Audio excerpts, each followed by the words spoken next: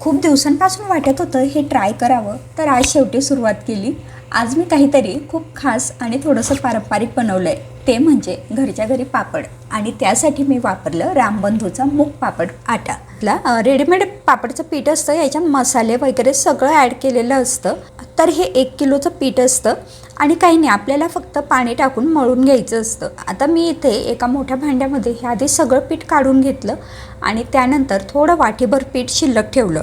कारण जर समजा भिजताना हे जर पीठ आपल्याकडून थोडंसं सैल झालं तर आपल्याला त्याच्यात ॲड करायला हाताशी थोडं पीठ असलेलं बरं, किंवा पापड लाटतानाही आपल्याला पीठ लावून लाटायचे असतील तर त्यासाठी थोडंसं पीठ असायला पाहिजे।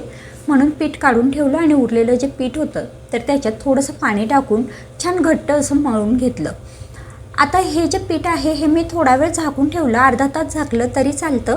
तर अर्धा पाऊण तास झाकून ठेवलं, जेवणाआधी मळून घेतलं होतं आणि त्यानंतर जेवण वगैरे आटोपलं। नंतर आता ह्या पिठाचे पापड बनवायला घेते।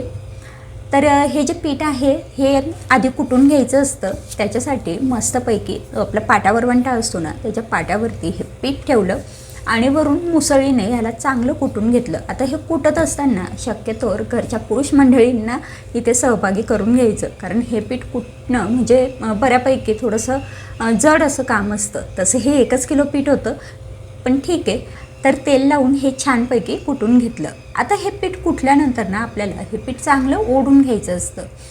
हे पहा, सुरुवातीला ना हे आपण ओढतो तर तेव्हा हे असं सारखं तुटत असतं, पण तरीसुद्धा एक 4-5 वेळा हे असं सारखं ताणून घेतलं की मग याला चांगला वाक येतो आणि वाक आला की मग आपला पापडही छान बनतो। तर असं इथे मी हे पीठ चांगलं ओढून घेतलं आणि ओढल्यानंतर हे थोडं थोडं पीठ घ्यायचं आणि त्याच्या आपल्याला छान लाट्या बनवून घ्यायच्या आहे। तर त्यासाठी असा रोल बनवून घेतला। लहानपणी आजी आई हे रोल बनवायचे ना, तेव्हा खरंच खूप मजा यायची बरं का, ह्या अशा लाट्या कापून घ्यायला।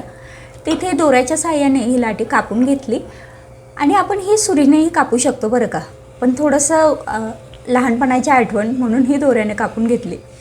आणि आता ह्या ज्या लाट्या आहेत तर त्या आपल्याला छान तेल लावून एखाद्या पातेलीमध्ये ठेवायच्या आणि वरून झाकून ठेवायच्या, म्हणजे आपल्या हे जे लाट्या आहेत तर त्या कडक होणार नाहीत। तर आता मी हे पापड बनवायला घेते, त्यासाठी एका रूममध्येच मी एक साडी टाकून घेतली आणि त्या साडीवरती हे पापड वाळत घालणार आहे आणि तेल लावून हे पापड मी लाटून घेते। पण हे पीठ लावून लाटले तरी चालतात, पण मी हे जे पीठ आहे ते खूप कडक असं मळलं होतं, म्हणजे घट्ट मळलं होतं, तर मग मला पीठ वगैरे लावायची गरज पडली नाही। थोड्याशा तेलामध्ये हे पापड मला चांगले लाटता आले। फक्त एवढंच झालं की ते खूप थोडं कडक भिजलं गेलं होतं, त्यामुळे अगदी पातळ पापड नाही बनवता आला, थोडासा अगदी किंचितसा जाडसर पापड बनला। पण ठीक आहे, काय हरकत आहे, घरचा पापड आहे आणि घरी बनवलेला आणि आपण स्वतः मेहनतीने बनवलेली गोष्ट असली की ते खायला तर छानच लागते। बाकी हे पापड खरंच खूप छान झाले। तुम्ही जर मूग पापड आटा वापरून पापड बनवणार असाल ना, तर त्याचं पीठ थोडंसं सैल ठेवा। सैल म्हणजे सैल म्हणता येणार नाही, पण खूप जास्त घट्ट ठेवू नका, कारण घट्ट पीठ केलं तर पापड लाटताना अजून तो कोरडा होतो आणि लाटायला खूप जड जातं। बरं, हे पापड मी फॅन खालीच वाळवून घेतले बरं का, आणि खूप नाही वाळवायचे, अगदी 1-1.5 तास वाळवून घेतले, ते सुद्धा अर्धा तास एका बाजूने आणि अर्धा तास दुसऱ्या बाजूने। थोडे पापड वाळण्यात आले की लगेचच अशी गड्डी करून ठेवायची, नाहीतर आहे ना ह्या पापडांच्या वाट्या तयार होतात, म्हणजे असे वाकडे तिकडे हे पापड तयार होतात। तर लगेचच 10-12 पापड एकावर एक असे ठेवायचे आणि गड्डी तयार करून घ्यायची।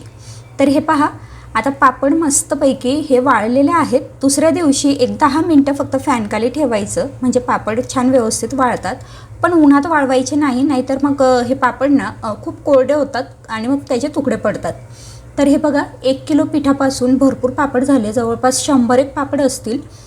तर हे बरेच पापड तयार झाले। आता पापड झाला कसा आहे, म्हणजे तळल्यानंतर तो कसा लागतो ते तुम्हाला सांगते। तर हा पापड मी तळून बघितला, चवीला खूप छान होता। हां, मुगाचा पापड असल्यामुळे अगदी उडदाच्या पापडासारखं खूप जास्त टेस्टी असं लागत नाही, थोडासा ज्याला आपण म्हणतो ना मिळमिळी, थोडासा मिळमिळी लागतो। पण हा काही जणांना मुगाचेच पापड आवडतात, तर त्यांच्यासाठी अगदी उत्तम आहे। आणि उडदाच्या डाळीचा कधी कधी त्रास होतो, तर त्यापेक्षा मुगाच्या डाळीचा पापड बरा। तर हे पापड मी अशा पद्धतीने पहिल्यांदा बनवलेत। मागच्या वर्षी मी बनवले होते, पण उडदाचे बनवले होते, मुगाचे ह्यावेळी मी पहिल्यांदा बनवलेत। तर हे पहा, पापड तळल्यानंतर मी तोडून बघितला, छान कुरकुरीत पापड तयार झालेला आहे। चला, ह्यावर्षी माझे हे पापड तर झाले, तुमचे झाले का मला कमेंटमध्ये सांगा। बाय।